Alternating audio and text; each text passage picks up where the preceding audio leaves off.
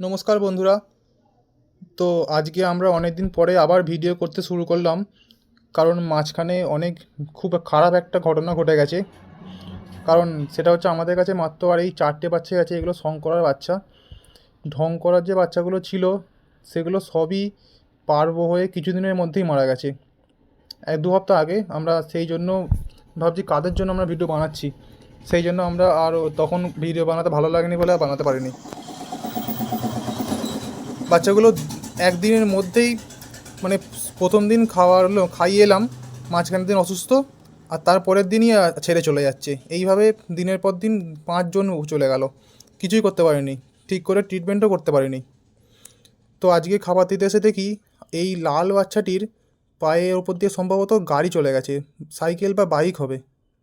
ও দেখো, খাবার দিয়েছিলাম, ওই খেপুটা নিশ্চয়ই সাদাটার থেকে লেগ পিসটা নিয়ে নিয়েছে, ওই জন্য খচে গেছে।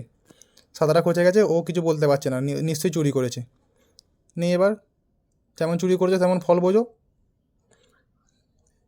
এবার তো মার খেতেই হবে।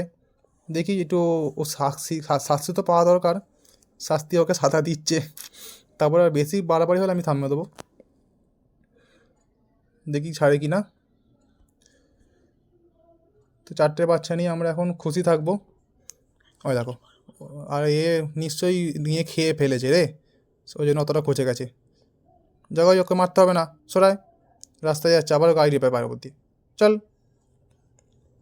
বেশি পাকা হয়ে গেছে, একটা খেয়েছে তো কী হবে। এই লালটার আজকে দেখি, আজকে রবিবার, কতটা কী করতে পারি, আর যতটা পারা যায় করব। যদি দুদিনের মধ্যেও ওর পায়ের কন্ডিশান ঠিক না হয় তাহলে ডাক্তারখানায় নিয়ে যেতে হবে, কিছু করার নেই। আজকে মোটামুটি ট্রিটমেন্ট করে দেবো, দেখি কী করতে পারি। তো ট্রিটমেন্ট করতে হবে, কারণ কন্ডিশান ওর হাঁটতে পারছে না, মোটামুটি 3 পায়ে আছে। বড় গাড়ি মনে হচ্ছে, বড় গাড়ি যায়নি, সাইকেল বা বাইকই গেছে, নাহলে তেমন হাঁটতে পারতো না, খুবই পায়ের অবস্থা খারাপ হতো। দেখছি মোটামুটি ঠিকই আছে। তো আজকে এই বাচ্চাটাকে দেখি ওর পাটা কী করা যায়। হ্যাঁ, ও মনে হচ্ছে একা করা যাবে না রে, ক্যামেরাম্যানকেও সাহায্য করতে হবে।